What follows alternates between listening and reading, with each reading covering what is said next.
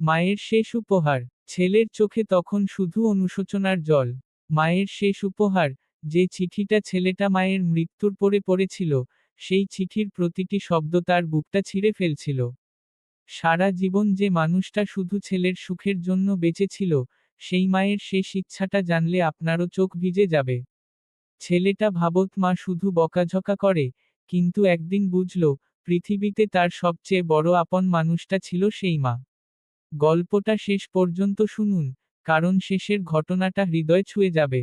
গ্রামের এক ছোট্ট বাড়িতে থাকতেন কোকিয়া বেগম আর তার একমাত্র ছেলে রাকিব। রাকিবের বাবা অনেক আগেই মারা গিয়েছিলেন। তারপর থেকে কোকিয়া বেগম মানুষের বাড়িতে কাজ করে ছেলেকে বড় করেছেন। সকালে অন্যের বাড়িতে রান্না করতেন, দুপুরে সেলাইয়ের কাজ করতেন, রাতে আবার কাপড় ধুতেন। এত কষ্টের মধ্যেও ছেলের মুখে হাসি দেখলেই সব ক্লান্তি ভুলে যেতেন। রাকিব ছোটবেলায় খুব ভালো ছেলে ছিল। মায়ের হাত ধরে স্কুলে যেত। রাতে মায়ের বুকে মাথা রেখে ঘুমাত। কিন্তু সময়ের সঙ্গে সঙ্গে সব বদলে গেল। কলেজে ওঠার পর রাকিব শহরে চলে গেল। নতুন বন্ধু, নতুন জীবন, সবকিছুতেই সে ব্যস্ত হয়ে পড়ল। মায়ের ফোন এলে বিরক্ত হতো, এত ফোন দাও কেন মা? আমি কি ছোট বাচ্চা নাকি? কোকিয়া বেগম শুধু মৃদু হেসে বলতেন, বাবা, তোর কথা মনে পড়ে তাই ফোন করি। রাকিব উত্তর দিত, আচ্ছা পরে কথা বলবো। তারপর ফোন কেটে দিত। মায়ের মনটা কষ্ট পেত, কিন্তু কখনো ছেলেকে কিছু বলতেন না। প্রতিদিন সন্ধ্যায় বাড়ির সামনে দাঁড়িয়ে আকাশের দিকে তাকিয়ে ভাবতেন, আমার ছেলে কবে বাড়ি আসবে? ঈদ আসতো, পূজা আসতো, বছর চলে যেত। রাকিব খুব কম বাড়ি ফিরত। একদিন কোকিয়া বেগম অসুস্থ হয়ে পড়লেন। ডাক্তার বললেন তার শরীরে গুরুতর রোগ বাসা বেঁধেছে।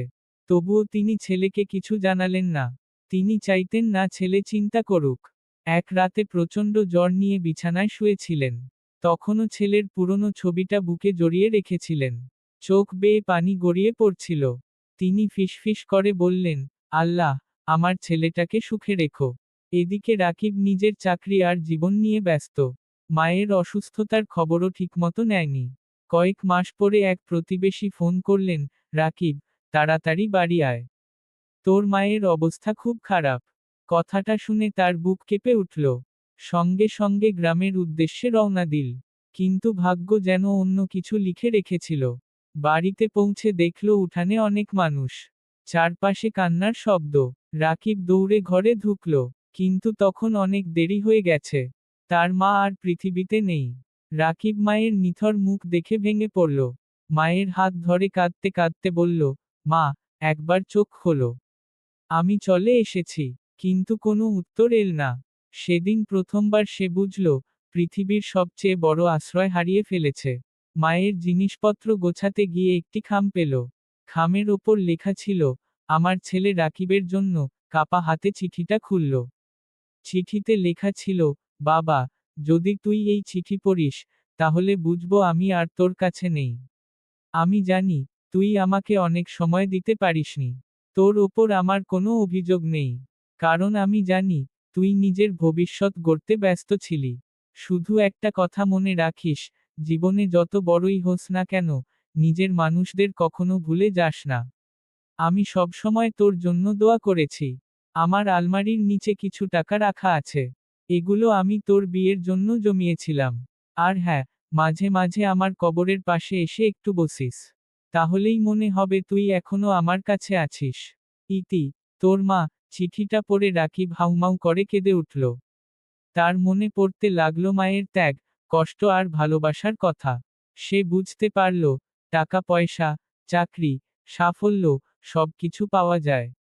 কিন্তু মা হারিয়ে গেলে তাকে আর কখনো ফিরে পাওয়া যায় না। সেদিন থেকে রাকিব বদলে গেল।